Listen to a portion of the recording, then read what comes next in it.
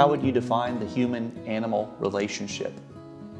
I would describe it as like a friendship bond between your animals, because they're always there for you and they act like your friends. They're basically like friends. When it comes to things like house pets and things of that nature, we use animals as like a companion.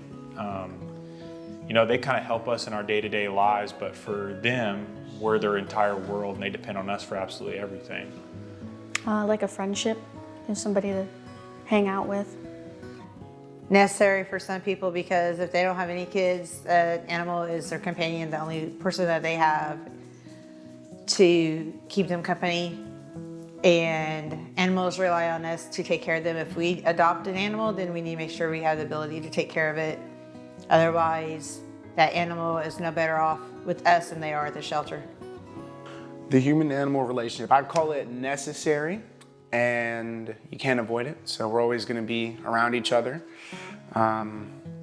We know kind of what animals require because we're also a form of an animal. So I'd say it's very necessary. People often refer to animals as pets and ourselves as owners. Technically speaking, are animals property?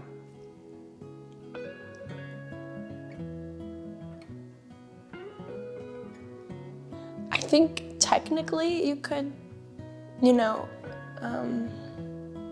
claim them as property because you buy it and something you buy is property, but I don't think a lot of people would describe them as property.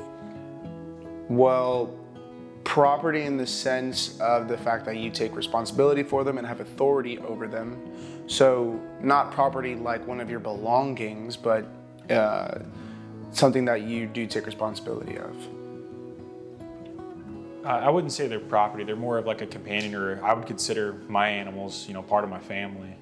They're just like another kid or something of that nature. I wouldn't say they're property, but we do take care of them and feed them, bathe them, stuff like that.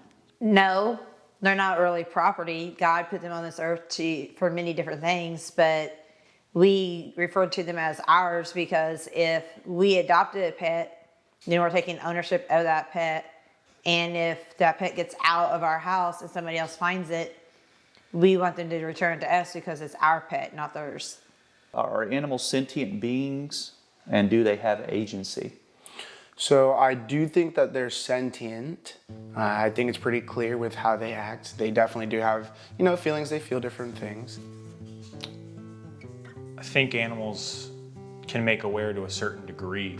I don't think their brain is as developed as, say, a human, but I think they understand basic things, that they recognize people and they're aware of maybe what they're doing. They don't know if it's wrong or right.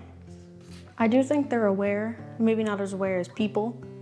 And I wouldn't really say rights, but I do think animals do have a right to boundaries. So like if you pet them somewhere and they don't want you petting them there, you have the right for you to not. I think they are. They do. They are like aware of a lot of stuff, I think, especially like dogs, because I have a dog. So with Bolt, the dog, anytime we leave, I think he's aware of like we're leaving, we're maybe going to work or something. He's like not exactly aware of things, but he is aware of some things. Like he's aware of words. Whenever we say walk or treat, he's aware of what it means. For the rights, they definitely don't have the same right. I don't know, because it's a dog, so animals. They have their own right to be in their own environment. Like killing a spider, why would you kill a spider if it's in their own environment? So they should have a right to live there. Our dog, Nick, who passed away, he was aware of my routine of when I went to work and when I came home, he would be waiting at the door for me. They get used to certain things of what people do in their surroundings. They are aware in that instance, but they don't know if a stranger comes in the house and if that person's has intention to do harm to them, or if they want to pick them up just to be gentle with them. I don't think they can sense that stuff, but they get used to everybody's everyday life in the surroundings that they have in people's routines. Do you believe that animals should share in equal rights alongside humans and have their rights just like we do? Or do you believe that humans should have an obligation to look after and care for animals? Okay, so both of those I think are true and they kind of go together. I don't think that we have equal rights because nothing in this world is equal. So, I mean, we should protect them because everything has a right to live, but also the cycle of life does go on and everything eats something else to stay alive. So out of necessity, no, because we're the apex predator. But if it's not out of necessity, then it's unnecessary. Probably the second one, to like take care of them and look over them, because some animals, they don't have the mental capacity to have the same rights as people, but they need help with things like being fed and stuff. Animal welfare. Because it is our obligation. If we're going to have them, then we need to make sure we're taking care of them. What about animals that are not necessarily in our possession, just wildlife? Wildlife is our obligations still- to wildlife. It's animal welfare, because if we are living somewhere where we know these animals exist, then it is our responsibility to make sure that we don't put anything out there to harm that animal. If we know that they're living in a certain area, don't leave stuff for them. Don't leave your trash when you're camping out for a bear to be able to get into, to where then it might turn into an attack on a person. So we are responsible for the wild animals as well. I would say I'm more in line with the animal welfare, that they don't have the same rights as us because they don't have the same mindset as us. They don't necessarily understand the way we understand things, but we do have an accountability to take after them and look after them as companion animals, that it is our job to take care of them and make sure they're safe. You live in Florida. Have you ever seen a Florida panther in the wild? I have not. It's something I want to encounter for sure. I look forward to going to the zoo just to be able to see one, but unfortunately I haven't even been to the zoo to see one yet. So one of the reasons why that probably hasn't happened is because the panther population at the turn of the 20th century was approximately 500 individuals. Since that time, back in 1995, there were approximately 20 to 30 adult Florida panthers left in the population in the wild. So at that time, they were already listed as federally endangered from 1967 on. But right now, there's approximately 120 to 230 adult panthers left in the population. So they're categorized as critically endangered. So that's probably why you haven't seen them in the wild. So you live in Florida. Have you ever seen a Florida panther in the wild? No, other than the zoo. Have you ever seen a Florida panther in the wild? No. No. How about the zoo? Yeah, I've seen them at the zoo. Okay. So, Carlos, you're a native Floridian. Have you ever seen a Florida panther in the wild? No, I've seen a coyote, not a Florida panther. Have you ever seen a Florida panther in a zoo? Yeah, Okay. for sure. I've been to a couple of zoos and in nature's classroom as a kid. What do you think the largest threat is to the Florida panther's survival? Definitely people. Hunting and a loss of habitat. What do you think the largest threat is to the Florida panther's survival? Probably still people that hunt them and mess with them even though they're not supposed to. I'm not sure why they would go extinct. Maybe it's the hunting of people hunting panthers, if people do hunt panthers, or just animals fighting panthers and them going extinct, or the weather. The weather sucks in Florida, but hurricanes and stuff, so I'm not sure. What do you think the largest threat is to the Florida panther's survival? People. I think that if people are out there, you got poachers that illegally kill animals. Just like Tennessee, you got bear poachers. So I feel like people are the biggest threat because there's probably a lot of poachers out there. The building of Florida, they keep making more homes and destroying the wilderness, and there's really nowhere for them to go. And I know them being territorial, they fight over territory anyway, and the territory's just getting smaller and smaller, so they really have nowhere to go. Do you think the panther is worthy of protecting? Yes. Do you think the panther is worthy of protecting? Yes. Do you think the panther is worthy of protecting? Absolutely, I think it plays a vital role in our ecosystem, keeping other animals at bay, and especially some of those like the boars and stuff that destroy the crops, and they keep those populations down, and just they're a vital element in the population control. What sort of solution would you propose to habitat loss? I mean, the only thing you can do is kind of create more protected areas. Like, I don't know exactly what they're called, but just like no-go zones, like where you can't destroy this area. I don't remember what it's called. Just protect Preservations. Yes, preservation. So creating more preservations and putting limits on how far into any given area we can actually destroy. Or they just need to make room for more environment for the panthers. Like you cut it down, you need to also make some more area for them. Stopping the construction and having a designated area for them that you cannot build and take down their habitat. I think our governor, he needs to put more land protect it from building, and to protect more land that can't be urbanized. We need to have stricter laws so that the people that want to build, if they know that that is an area where the panthers are living, they should be allowed to go in and build in those areas. They need to find different areas to build in. Now, do you think that would be unfair to the human population? I also think we could, in terms of that, instead of building out, we could do more like what New York does and build up. There's plenty of room to build up. We could build more condominiums and stuff of that nature where we build higher buildings. So instead of expanding out, we expand up. That way we're not taking this vital land from these animals. And now, do you think that would be unfair to the human population? No. To have areas that are prohibited to build on? No, we have enough room. Okay. Do humans have a right to the lands that the animals are on? I think we need to do a reasonable job of sharing the land. They were here before us, so we need to do our best. Like, it goes back to being stewards of the animals. We need to do what we can to protect the animal. That is our job, and if they go extinct, that's on us and our conscience. So we need to do a better job of sharing the land. In 2023, there were 13 panther deaths, all due to vehicular strikes.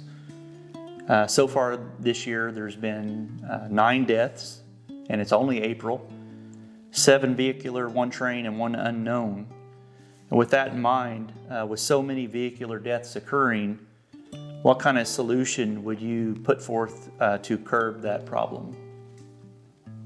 We need to have more areas that the panther live. They need to have a fence, some type of fencing around, so that that animal can't get out into the traffic area.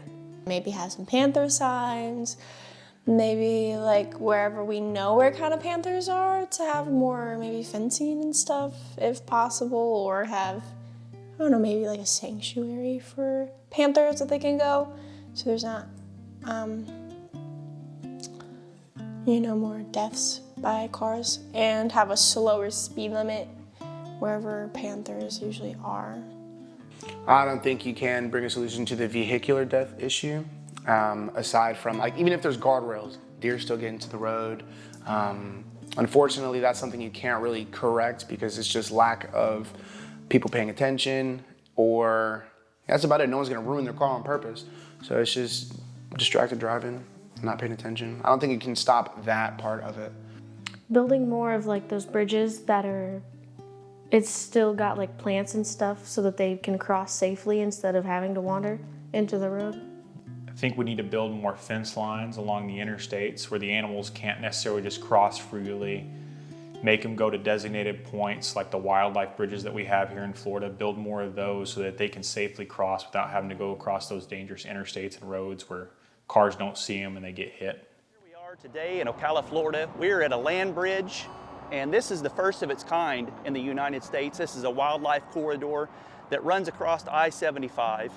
It's also used as bicycling path and a hiking path to get across from one side of the corridor to the other. This is part of the Greenway Corridor in the state of Florida. So a long time ago, this property was bought out, this corridor was bought out to create a bargeway from the Gulf of Mexico over to the Atlantic. And they scrapped those plans, but what would have happened was it would have separated the wildlife from northern Florida and southern Florida. So What they've done is they've turned this corridor into a hiking trail and a bicycling trail, just an outdoor enthusiast paradise, really. But it also serves as a wildlife corridor from one side of I-75 to the other.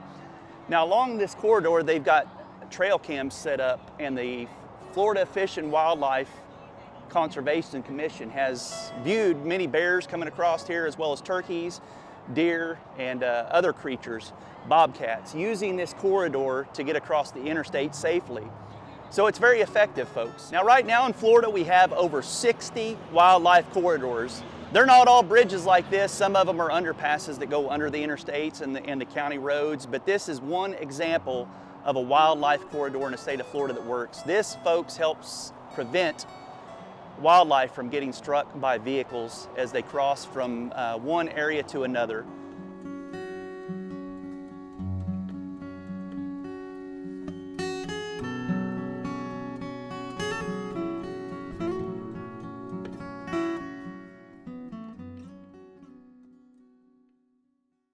Are you aware of the Florida Wildlife Corridor Act of 2021 created by Governor DeSantis and the Florida legislature? I am not. So this is good. This follows up on the answer you had earlier about what our governor needs to do to set aside lands. I'll tell you a little bit about the Florida Wildlife Corridor Act. So the wildlife corridors are sections of land that connect two or more wildlife habitats, and it allows animals to avoid roads and other developments. And what they're seeking to do is form a corridor that spans all of Central Florida, all the way up into the Panhandle. Florida has set aside 18 million acres and purchased 18 million acres. 10 million protected acres, 10 million acres of that is protected conservation lands. And they have spent $300 million to purchase lands or put it towards the Central Florida Wildlife Corridor. And then also Forever Florida, which is a conservation movement, set aside $100 million for it. So far over $400 million. Do you think that this is a waste of resources to protect the panther? Why or why not? I don't think so, because there's also a lot of money that the government spends, or like states spend, on things that I believe that just is a waste of money. So saving, wildlife that's been here before us, because animals have been, and especially because they're going extinct. Certain animals are going extinct, which is sad. So I don't think it's a waste of money. I think it's actually a good cause compared to a bunch of other stuff that's being, money's being wasted on. That's not important. Do you think this is a waste of resources to protect the panther? Why would that be a race? It seems completely necessary to allocate funds towards the protection of the animals in our environment, especially in Florida, because there's not really many Florida Panthers left, and we have a team named after them. So if you want to pretend like they're important, we should act like they're important. Well, what do you think about this type of legislation? I think it's good because it'll open up more area for the panthers and won't be as detrimental for them. I think that is the solution to the previous question about stopping drivers running into the animals. It connects those lands, that way it creates a path for them, and I hadn't thought about that, so I think it's very well. Several other factors lead to panther death besides habitat loss. So one of them being mercury poisoning coming from factories and industries that get in the water, settle. The fish absorb the mercury, the panthers eat the fish, or the raccoons eat the fish, which in the past the raccoons are also a source of food for the panthers. So the mercury is being carried through all these animals into the panther, and the panther has been dying from mercury poisoning.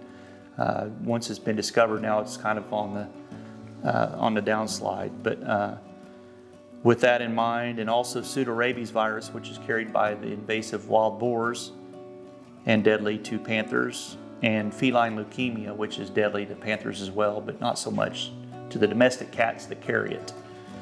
Do you think we should have harsher environmental policies for industries and monitor wildlife habitats closer?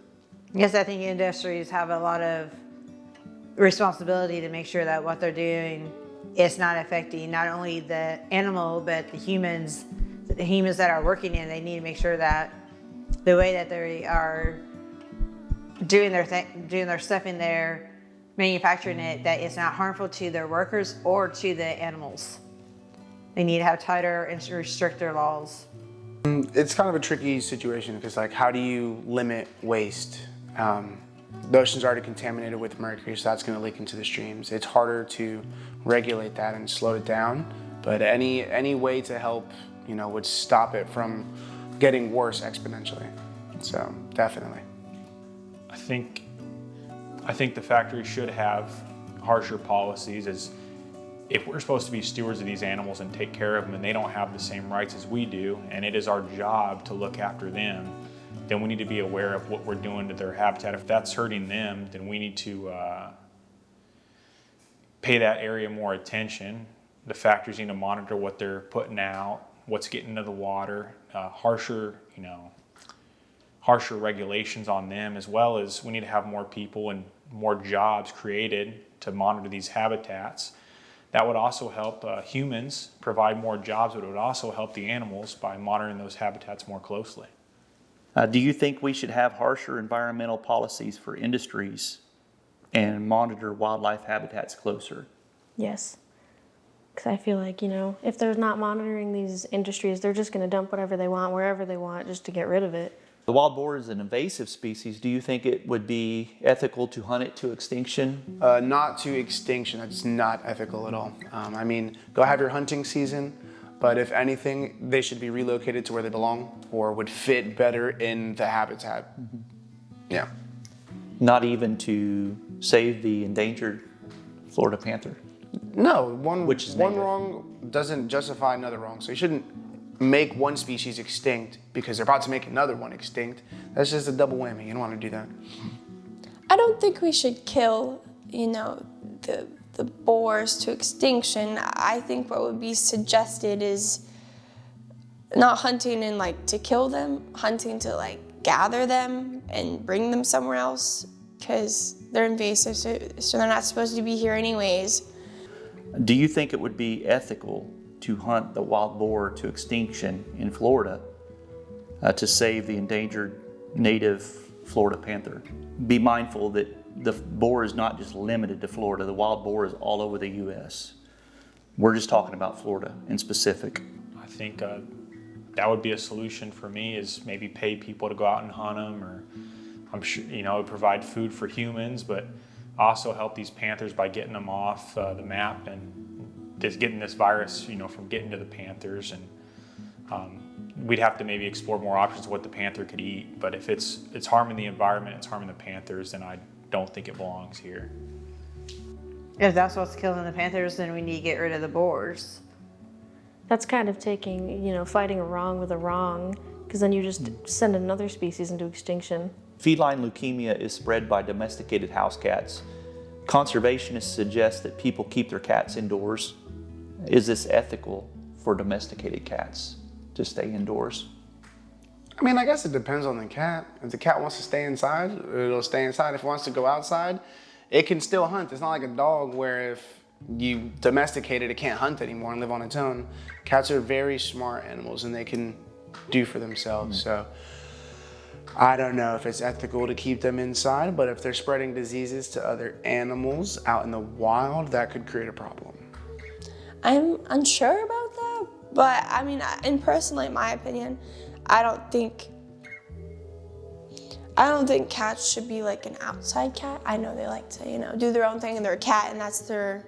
Is that due to their domestication that you don't think they belong outside? Certainly you wouldn't argue that a Florida panther belongs inside. No.